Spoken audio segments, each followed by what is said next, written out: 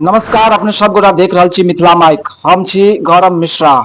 एखन हम छी कलवाही में, मधुबनी जिला के कलवाही अछि। एतऽ थाना बगल में थाना पड़ैया। अहाँ सबके बता दी 11 तारीख के रात में लगभग 1 बजे के बीच में एगो दुकान छै, सोना चांदी के दुकान छै और जय माता ज्वेलर्स कऽ के दुकान छै। ओतऽ रात में चोरी होइया और एखन लगभग आई 14 तारीख भऽ गेल, लेकिन हिनका एखन तक कोनो सुधि नहीं अछि। कोनो पुलिस मतलब पुलिस आयल छलथि है, अपन काम कऽ के गेलथि है। एसपी आयल छलथिन है, बहुत केओ आयल छलखिन है, लेकिन एखन तक कोनो सुधि नहीं भेलनि है। इससे पहले बता दी गौरी शंकर मंदिर में सेहो सोना चांदी के लऽ के चलि गेल छलै, तकर जते मुकुट टुकुट छलै सबटा लऽ के पार भऽ गेल चोर, लेकिन एखन तक ओतौ नहीं पता लगलैया। कतेक प्रशासन एतऽ लचर छै जे एखन तक कोनो चोर के एखन तक कोनो पता नहीं लगलैया। एखन तक ज्यादा जानकारी हिनके से लेबै। सर पहले तो अहाँ अपन परिचय कहियौ। हमर नाम भेल अमरनाथ ठाकुर। घर हमर हरिपुर मालटोल भेल। स्कूल चौक कलवाही में सोना चांदी के काज करै छी। दुकान है। हम कस्टमर महाजन सबके काम करै छलहुँ, कस्टमर के कुछ काम कर दै छलियै। तै तरह के हमर दुकान है। तो 11 बजे रात में चोरी भेला। 11 बजे दिन में मतलब कखन चोरी भेला अहाँके? अहाँ के 11 तारीख के रात में ई कांड भेला।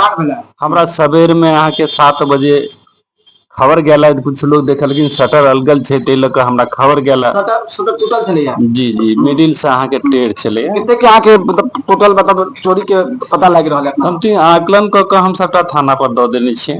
जे हमरा अपना अनुभव छल तै हिसाब से हम करिए। हालांकि काम करै छी तऽ कुछ समानता जे रहै छै ओते आकलन तऽ नहीं रहै छै। तैयो मैक्सिमम 8-9 लाख रुपया के लमसम हैया संपत्ति चलि गेल।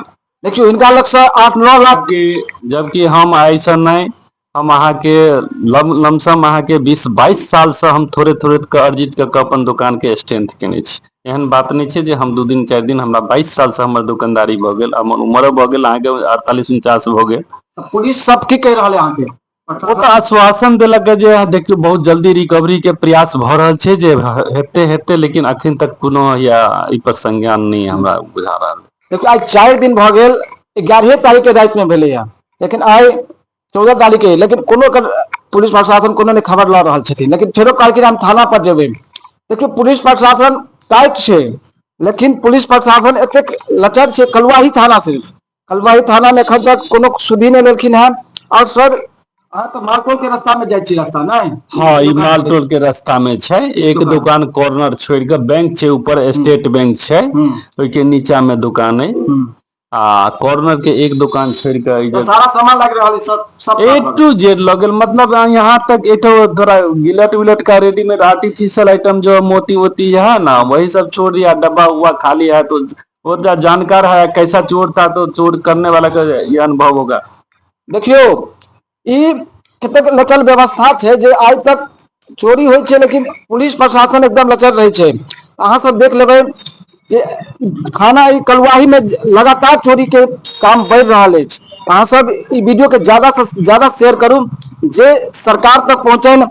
सम्राट चौधरी जे केंद्रीय अथी मंत्री बनल थे, पुलिस प्रशासन उनका हाथ में आबि गए हैं। तो अहाँ सब ज्यादा से ज्यादा शेयर करू। अहाँ सब देख रहल छी मिथिला माइक। हम छी गौरव मिश्रा।